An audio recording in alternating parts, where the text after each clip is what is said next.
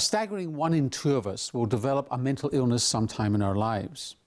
For most people, it'll be mild to moderate anxiety or depression. But a significant proportion will experience severe mental illness. And many of these people have children. The question is, what is the impact of that severe mental illness on these kids growing up? I started to try and understand my mum and kind of look after her in whatever ways I could. I remember as a young person, I used to wonder, why does she kind of talk about all this weird stuff in the backyard, and she'd draw these weird symbols and write these sentences which didn't make sense. And as a young person I thought, if I can just listen to her enough, one day I'll crack the code, and what that will give me is the ability to communicate with her, and maybe I'll be able to kind of solve schizophrenia. One concern for children of people who have severe mental illness is whether they'll get it themselves, either because of genes or because of the environment they've grown up in. Did you ever fear for your own sanity? Some people develop mental health issues themselves, and sometimes those people are in your own family. And so I started to wonder a little bit about that because I've kind of really had a mentality or a philosophy that life is so rich and complex and unpredictable. It simply is what it is. We can't know the future, so what we can do is kind of live day by day and just live as good a life as we can. You might develop mental illness because you've got 2 or 3 people in your family who have it. It's not a really helpful story. Dr. Kimberly Dean has studied the mental health of offspring in the entire Danish population. We looked at parents who had a range of mental disorders, severe and other mental disorders, and then examined their offspring and looked at the full spectrum of mental disorders that could occur. And we found basically that the pattern was that there was a general vulnerability for offspring. So if you had a parent with schizophrenia, you also had an elevated risk as an offspring of having a substance misuse problem, or an anxiety disorder, or a depressive disorder. So it wasn't confined to those disorders that are similar to their parents. The other interesting thing that we did was to look at whether 2 parents were disordered and whether that combined impact. And that was really noticeable across offspring disorders. If you had 2 disordered parents, whatever they had, the risk for offspring was very high. So parents, if you had 2 parents with a severe mental illness like bipolar or schizophrenia, which is obviously rare in a population, but that combination, offspring had a 13 times elevated risk of schizophrenia.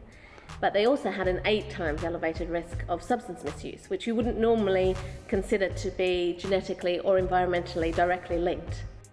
Because this was a large population study, we couldn't separate the effects of genes in the environment, but my view is that it's likely to be a combination. But what the study highlights is that it's a combination of general vulnerability. So there may well be risk genes that apply across disorders, and risky environments that apply across disorders.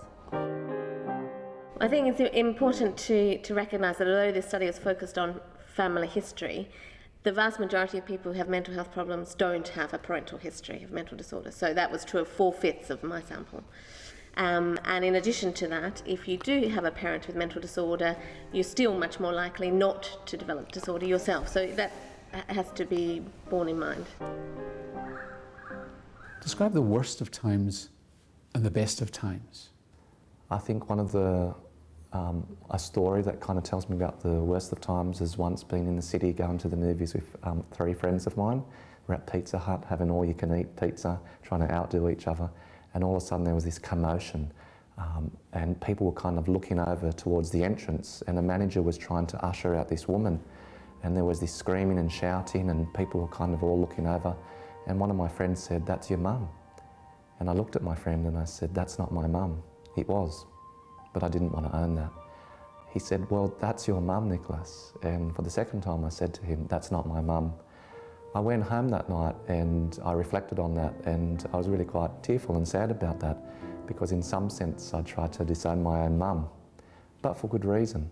And so there was my double worlds, the world of just wanting to be a normal kid growing up doing normal things, but the harsh reality that mental illness was actually in our family, and mum was different, and that actually certainly affected us in many, many different ways.